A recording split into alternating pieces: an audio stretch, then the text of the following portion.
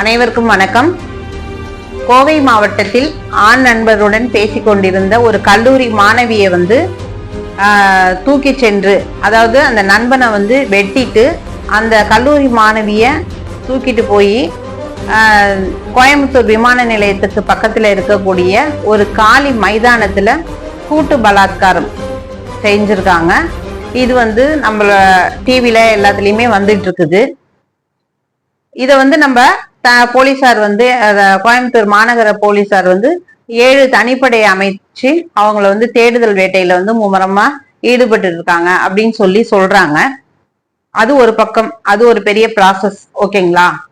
இதனுடைய பின்னணியில என்ன இருக்கு அப்படின்னா, ஒருத்தர் வெட்டிக்கிறதும் வாங்கிக்கிறதும் எது அடிப்படையா எதை பேஸ் பண்ணிருக்குன்னா போதைங்கிற ஒரு விஷயத்தான். ஆனா நம்ம பொதுப்படையா என்ன பேசுறோம்? சட்டம் ஒழுங்கு சரியில்லை, காவல்துறை தோல்வியுற்றுச்சு, ஆளுங்கட்சி தோல்வியுற்றுச்சு. உண்மைதான், அதெல்லாம் நான் இல்லைன்னு சொல்லல. இதுக்கு பின்னணியில மறைமுகமா இருக்கக்கூடிய ஒரு விஷயம் போதைங்கிற ஒரு விஷயம். இந்த விஷயம் நேத்து கோயம்புத்தூர்ல இந்த சம்பவம் மட்டும் நடக்கல.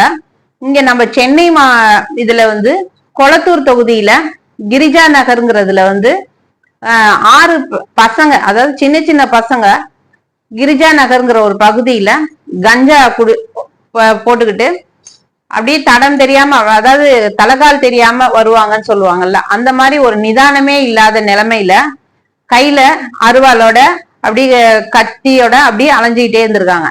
அப்ப ரோட்ல ஒரு சாதாரண ஒரு மனிதன், சாமானியன் நடந்து போகும்போது அவங்க யாரையோ வெட்டுறதுக்காக தேடி வந்திருக்காங்க. அந்த நபர் கிடைக்கலங்கிற ஒரு விரக்தியில என்ன பண்ணிருக்காங்க, ஒரு நபர் ரோட்ல வாக்கிங் போனாரா இல்ல அவர் வேலைக்கு முடிச்சுட்டு வீட்டுக்கு போனாரா அப்பன்னு தெரியாது, ஆனா அவரை சரமாரியா வெட்டியிருக்காங்க. அப்போ இவர் இன்னைக்கு உயிருக்கு ஆபத்தான சூழ்நிலையில தீவிர சிகிச்சை பிரிவுல இருக்கிறாரு. அவரு இந்த கார்த்திக்ங்கிற நபரை கிரிஜா நகர்ல வெட்டுறதுக்கு முன்னாடி அவங்க ஏற்கனவே ஒரு கணேசன்ற ஒரு ஆட்டோ ஓட்டுநரை வெட்டுறதுக்காக முயற்சி எடுத்துட்டு அதை முடிச்சுட்டு தான் இங்க வந்திருக்காங்க. அப்போ என்ன நடக்குது அப்படின்னா, அந்த ஆட்டோ ஓட்டுநர் ஏற்கனவே அவங்க புழல் சிறையில இருந்திருக்காங்க. அவங்களுக்கும் இவங்களுக்கும் ஒரு முன்விரோதங்கள்லாம் இருந்திருக்கு. அவர் மேலேயே ஒரு 16 கேஸ் பெண்டிங்ல இருக்குதான், நிலுவையில இருக்கும் பட்சத்துல அவங்களுடைய முன்விரோதம் காரணமாக அவர் எங்கேயோ ஒளிய ஹோட்டலுக்குள்ள ஒளிஞ்சதாகவும், அவர் அந்த ஹோட்டலுக்குள்ளேயே உள்ள நுழைஞ்சு இவங்க சரமாரியா வெட்டியிருக்காங்க.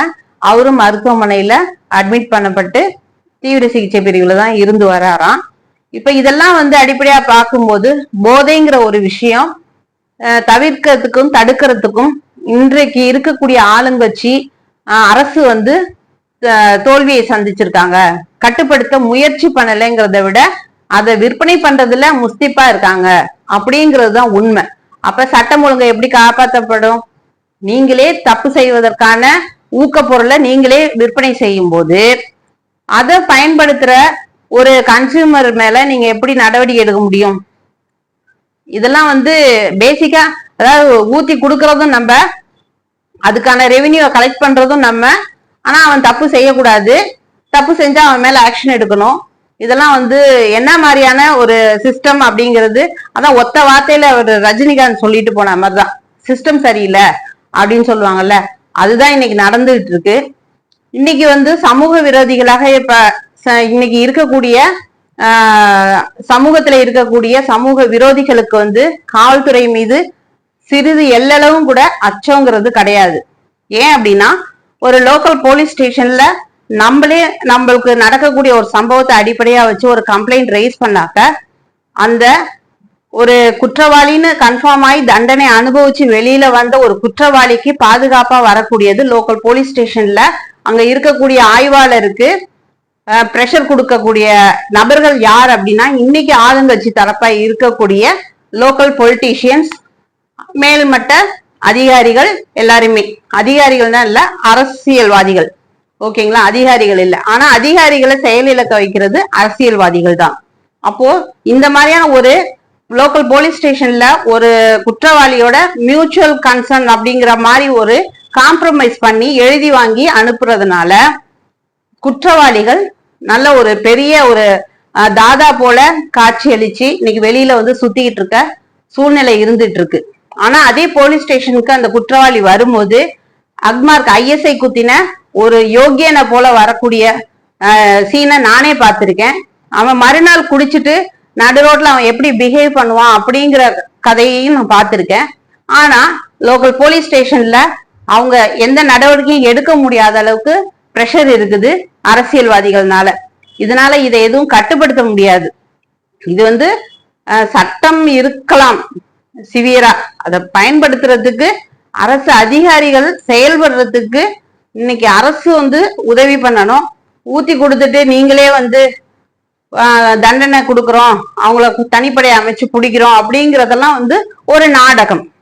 இது காலத்துக்கு நடந்துட்டு தான் இருக்க போது. ஆனா இன்னைக்கு நம்ம வீட்டுல இருக்கக்கூடிய ஒவ்வொரு பெண் பிள்ளைகளையும் சரி ஆண் பிள்ளைகளையும் சரி பாதுகாத்து வைக்க வேண்டிய பொறுப்பு பெற்றோர்களாகிய எல்லாருக்கும் இருக்குங்கிறத நினைவுபடுத்திட்டு, இது எங்கேயோ ஒரு சம்பவம் நடக்குது அப்படின்னு சொல்லி பார்த்து கடந்து போயிடலாம். பட் இந்த பக்கத்து வீட்டுல இன்னைக்கு நடக்கிறது நாளைக்கு நம்ம வீட்லயும் நடக்கிறதுக்கான வாய்ப்பு இருக்கு. அதனால நம்ம பிள்ளைங்களை என்னென்ன பண்றாங்க, என்ன மாதிரியான பழக்க வழக்கத்துல இருக்கிறாங்க, அவங்களுடைய ஃப்ரெண்ட்ஸ் சர்க்கிள் எப்படி இருக்குது, அவங்க ஏதாவது ஒரு மிஸ்பிஹேவ் பண்றாங்களா போன்ல அப்படிங்கிறது எல்லாத்தையுமே ஆஸ் அ பேரண்டா நம்ம கண்காணிக்க வேண்டிய சூழ்நிலை. ஏன்னா சமூகத்தை சுத்தி இருக்கக்கூடிய அட்மாஸ்பியருங்கிறது சரியான ஒரு விஷயமா இல்லை. இது நானும் ஒரு பெற்றோருங்கிற ஒரு முறையில நான் எல்லாருக்கும் ஒரு தகவலா சொல்றேன். நன்றி, வணக்கம்.